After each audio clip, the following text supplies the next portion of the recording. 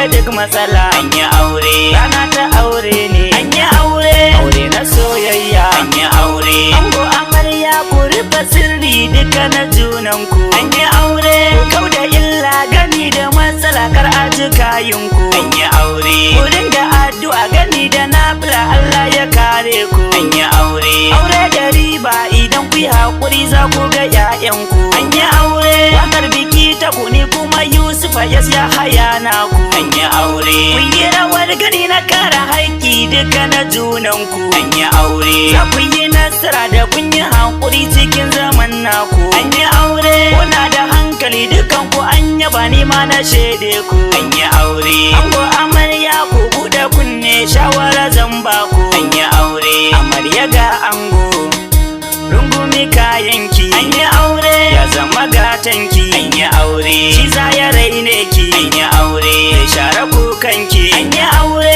gida marana ki. An yi aure kula da angonki. An yi aure Allah ya zaɓe ki. An yi aure kin zama mai ɗaki. An yi aure ango yana son ki. An yi aure shi yasa ya aure ki. An yi aure zigar gawayenki. An yi aure kar da ta ruɗe ki. An yi aure kar da kiyo tsaki. An yi aure gurin mijina ki. An yi aure aljanna maza ki. An yi aure idan ya shaide ki. An yi aure Allah ya kare ki. An yi aure yake da angonki. An yi aure wata tana tsaki. An yi aure da yi rashi naki. An yi aure ango kana zina. An yi aure yau ta zama matarka. An yi aure ka kama hannunta. An yi aure ka dan yake sinata. An yi aure auren ku yayi tsafta. An yi aure kula da haƙƙinta. An yi aure cinta da shanata. An yi aure shigar ku ta yi tsafta. An yi aure gudun da ba mafita. An yi aure gara a makonta. An yi aure farin ciki nata. An yi aure kai za ka sanya ta. An yi aure